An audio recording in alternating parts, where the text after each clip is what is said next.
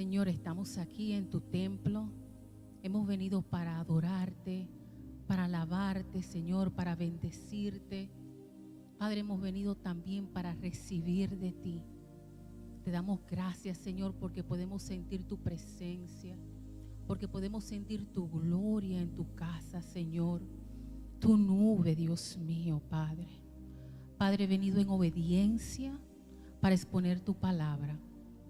Te pido que me ayudes a exponerla, Señor, y que tu palabra se quede en cada uno de nuestros corazones para así agradarte.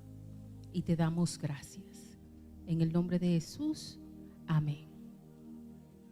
Hermanos, hoy vengo a hablarles acerca del rey Ezequías, porque después que yo leí acerca de él, me dio gran admiración a su persona.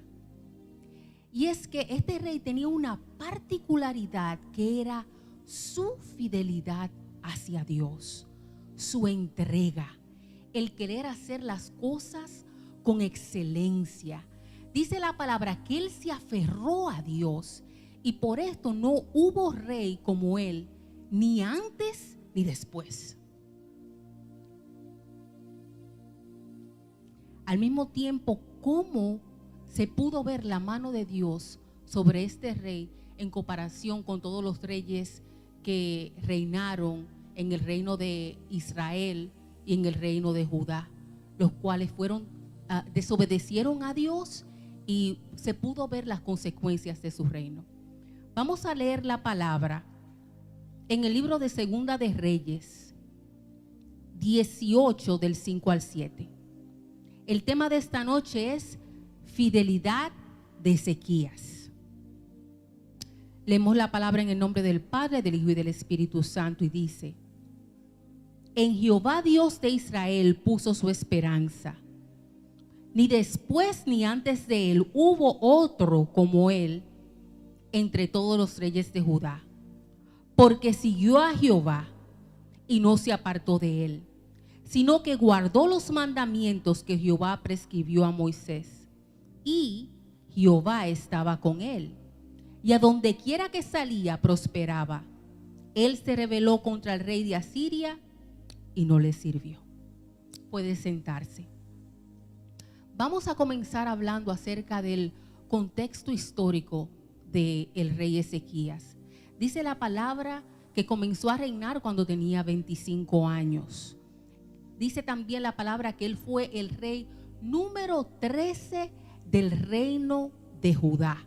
Su padre fue el rey Acaz, un rey muy malo, en el cual no hizo lo recto delante de los ojos de Dios, pues este rey se dio a la idolatría y edificó edificó imágenes en todas las calles del reino de Judá.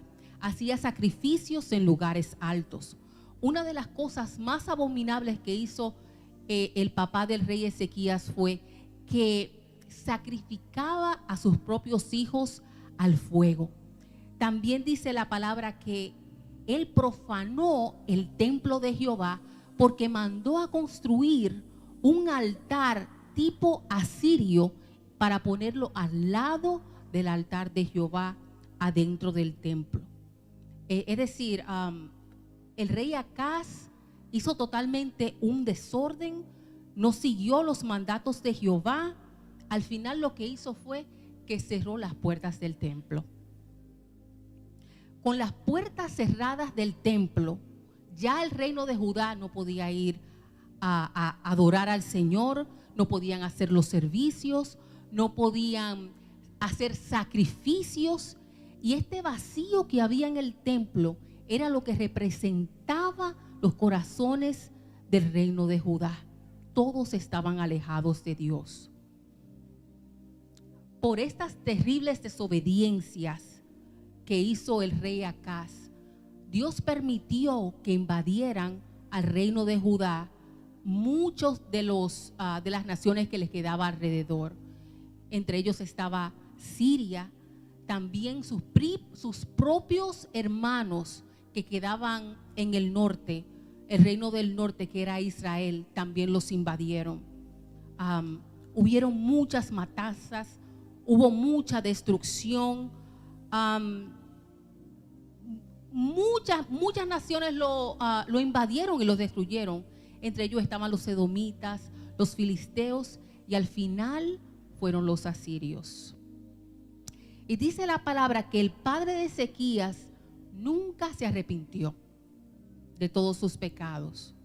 Y cuando murió, los habitantes de Judá, en vez de enterrarlo en el cementerio donde se enterraban a todos los reyes, lo que hicieron fue que lo enterraron, no lo enterraron en el cementerio de los reyes, sino que lo enterraron fuera junto a sus familiares, porque el pueblo no quería tener memoria de él.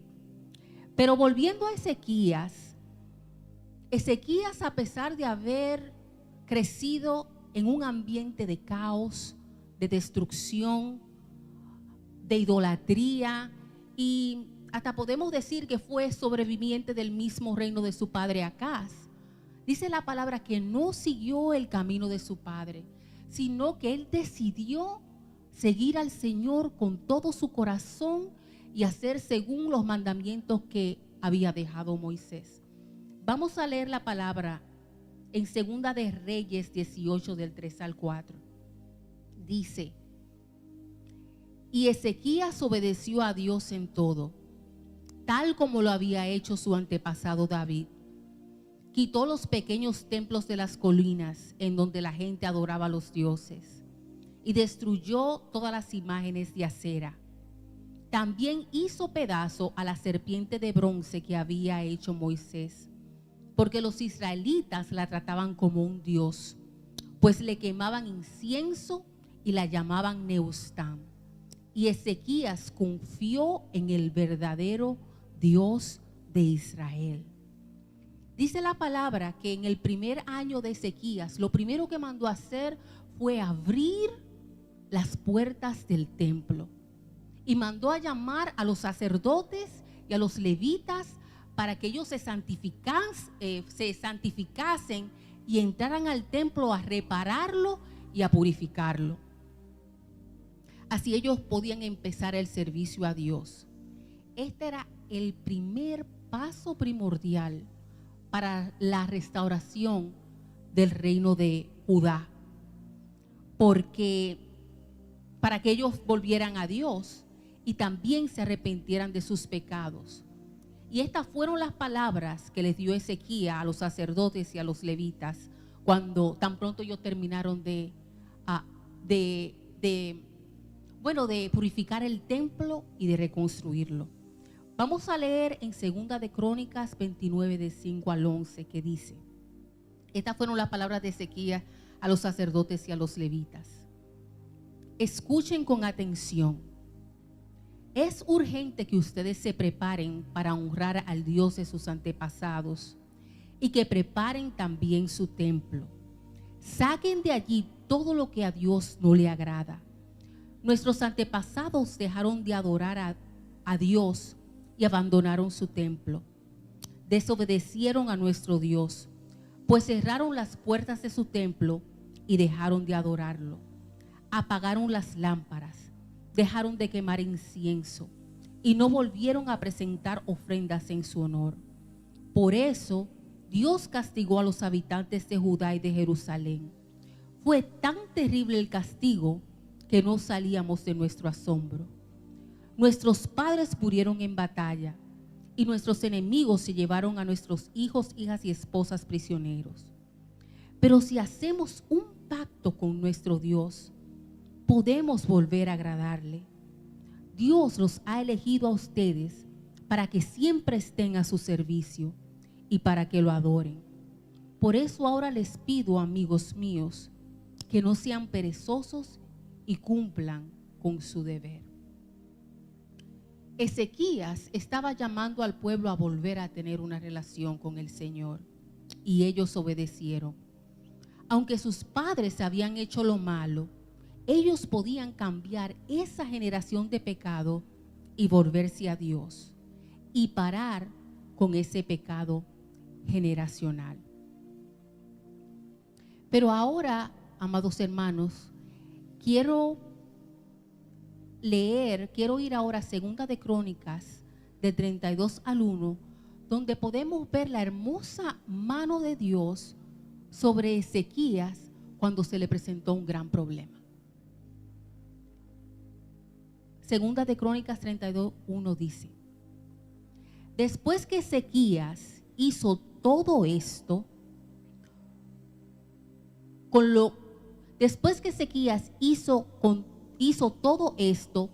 lo que demostró su obediencia y fidelidad a Dios, vino Sennacherib, rey de Asiria, e invadió el territorio de Judá. Y aunque las ciudades tenían murallas, las rodeó para conquistarlas.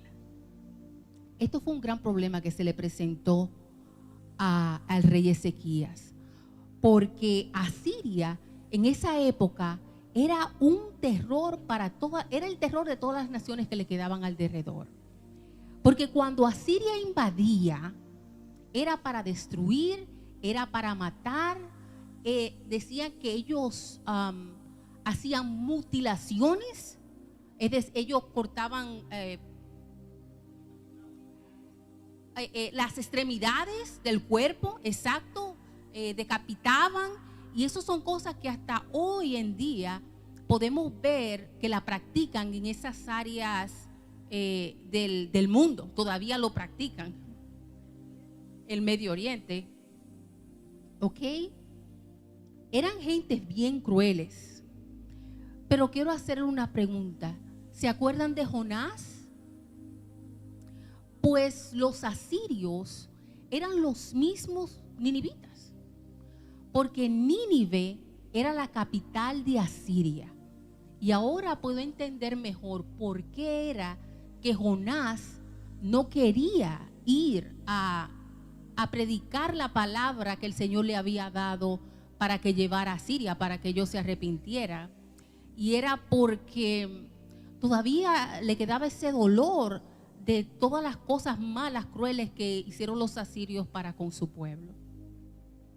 Pero ahora vemos a Ezequías con un gran problema que se le había presentado. El rey de Asiria llevó a todo su ejército para invadir a Judá.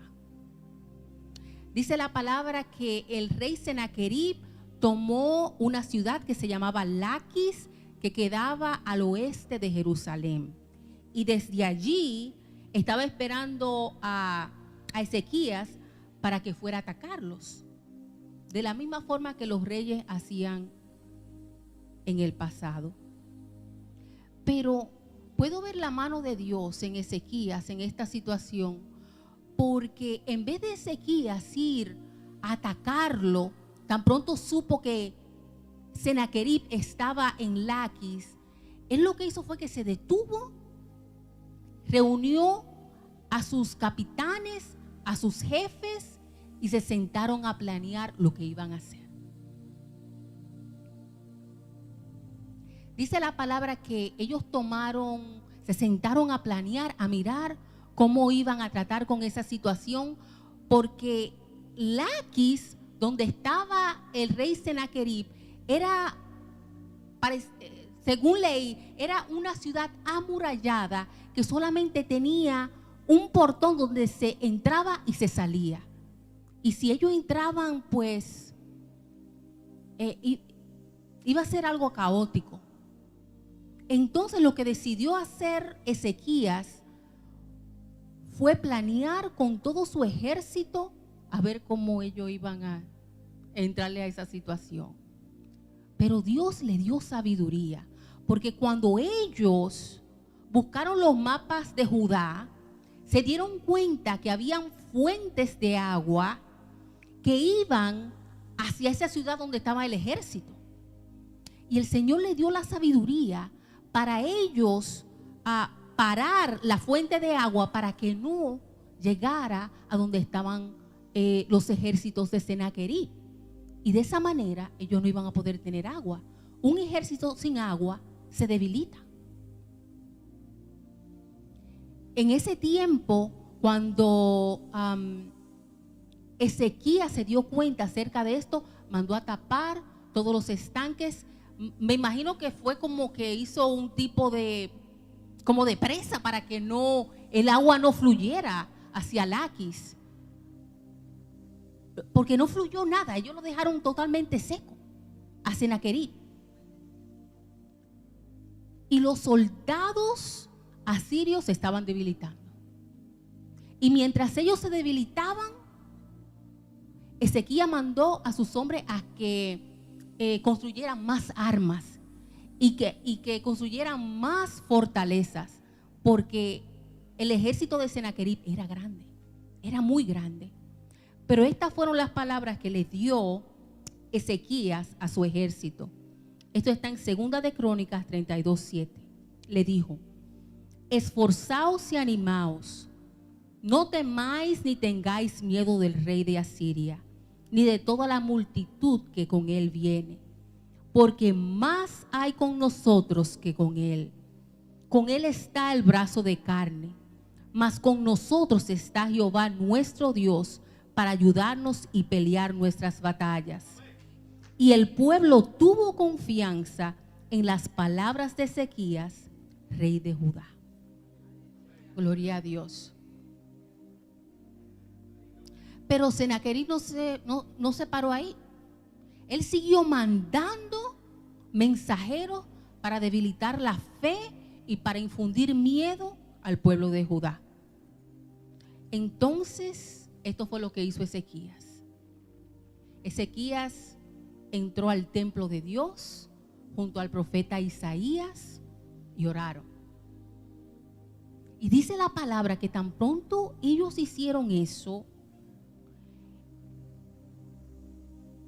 el ángel de Jehová apareció en el campamento donde estaban los enemigos y comenzó a tomar sus vidas uno por uno. Dice que tomó la vida de los soldados más valientes y la de los jefes y los capitanes que ellos tenían.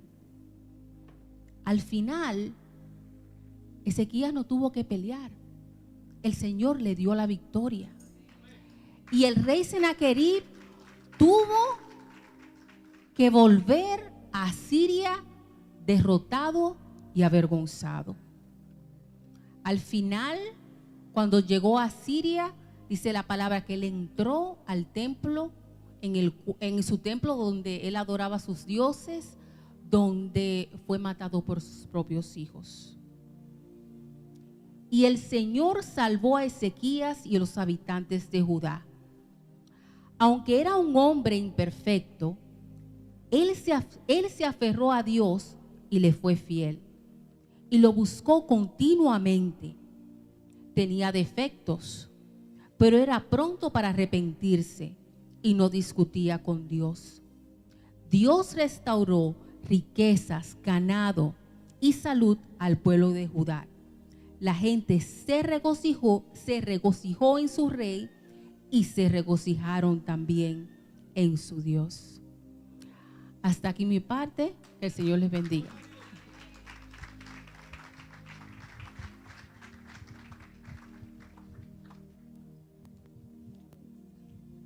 Gloria a Dios, gloria a Dios.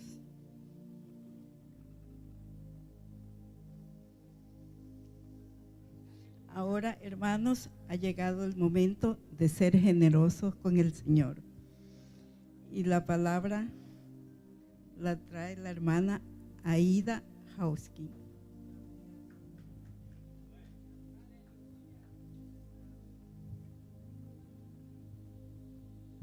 Dios les bendiga, queridos hermanos. Yo traje unos puntitos, 5 puntos. Lo iba a desglosar, pero el enemigo me secuestró mis lentes. Y solamente voy a hacer mención de ello. ¿Por qué ofrendamos y pagamos los diezmos? Número 1, es un principio divino, porque está establecido en la palabra. Número 2, es un acto de adoración, porque con nuestra finanza adoramos a Dios. Cuando estamos ofrendando, estamos adorando a nuestro Creador, al que nos ha dado todo. como dice la palabra en el Salmo 24, que de Jehová es la tierra y su plenitud, el mundo y los que en él habitan. Cuando nosotros decimos Señor, estamos diciendo que es dueño, que Él es nuestro dueño. Entonces, cuando administramos algo de nuestro amo, de nuestro Señor, nosotros no le preguntamos al amo o al dueño qué te damos, sino con qué nos quedamos nosotros, porque todo es de Él. El tercer punto es que es un acto de fe. Ofrendar y diezmar es un acto de fe, porque está establecido en la palabra que Dios bendice al dador alegre, que a quien da se le es añadido más, y nosotros tenemos que creer lo que dice la palabra. Entonces es un acto de fe. El cuarto punto es que es una actitud de agradecimiento. Con la ofrenda y los diezmos estamos agradeciendo a Dios todo lo que ha hecho por nosotros. Nos ha dado la vida, nos dio a su Hijo Jesucristo que murió por nosotros, nos dio la salvación, nos redimió, y es un acto de agradecimiento. Y el quinto punto es que es nuestra responsabilidad. ¿Por qué? Porque con nuestra finanza nosotros podemos, se pueden fabricar o hacer templos, se pueden mandar misioneros, se pueden sustentar a los pastores, y hay muchas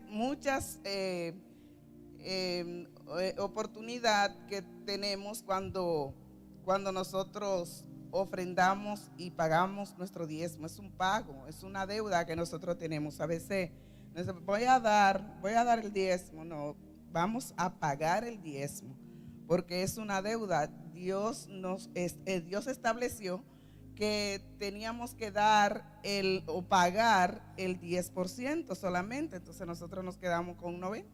Tenemos que pagar esa parte, que no se nos olvide. Yo quiero dar un pequeñito testimonio con relación a diezmar, a ofrendar y llevar las primicias al templo. Mi papá era bien estricto con eso. Yo aprendí eso desde mi niñez. Él, cuando una vaquita tenía su primer parto, ese becerro iba para la iglesia de primicia. A veces mis hermanos lo criticaban y se enojaban porque, oye, a darle eso al pastor que tiene más que usted. Y siempre ese ha sido el comentario de la gente, que es para los pastores, que es para, bueno, una serie de cosas que ha existido desde que el mundo es mundo. Pero nosotros tenemos que tomar este principio bíblico y obedecerlo, porque a Dios le agrada la obediencia. Entonces también nos ayuda espiritualmente el diezmar, ofrendar, llevar la primicia, porque estamos obedeciendo a Dios espiritualmente. Es una obediencia, es un mandato de Dios, y estamos obedeciéndolo cuando lo hacemos. Nos bendice emocionalmente, porque yo digo, yo me siento tan bien, me siento tan sí, bendecida, y un placer, voy a decir, cuando yo pago mi diezmo. Muchas veces todos hemos tenido malos momentos, y muchas veces yo llegué a completar el dinero de la renta, porque no me atrevía a dejar a un lado el no pagar el diezmo, y completaba, y de alguna manera el Señor me entraba un caso, o de alguna manera Dios me proveía, y siempre ha sido así. Una vez me descuidé y tuve muy mala experiencia. Decía, Dios mío, pero tenía 2 negocios y todo era como si lo hubiera echado en saco roto, porque me descuidé. Pero cuando retomé ese principio, volvió a fluir la abundancia, y hasta el día de hoy yo estoy sumamente bendecida, porque eso lo aprendí primero de la palabra que lo dice, y de mis padres que me dieron ejemplo. Vamos a levantar nuestros sobres y vamos a orarle al Señor. Padre bueno que estás en los cielos, te agradecemos este principio que tú has puesto en tu palabra. Estamos aquí para ofrendar, oh Dios, de lo que tú nos has dado. Señor, gracias porque tú nos has bendecido para dar de lo que sea que tú nos has provisto, Señor, sea mucho, sea poco. Estamos agradecidos y lo estamos haciendo para tu gloria, para tu honra, Señor, y no nos pesa porque sabemos que tú, oh Dios, cumple tu promesa. Tú no fallas, tú no has fallado y no fallarás, Señor, porque así, oh Dios, yo lo he probado, lo he visto en mi vida, Señor, y sé que lo digo por experiencia, no solamente teoría, Señor, sino porque tú lo has hecho en mi vida. Gracias, Señor. Bendice a todo el que va a ofrendar, Señor, y pon en su corazón el venir a dar alegremente, como lo dice tu palabra, para cosechar abundantemente. En el nombre de Jesús. Amén.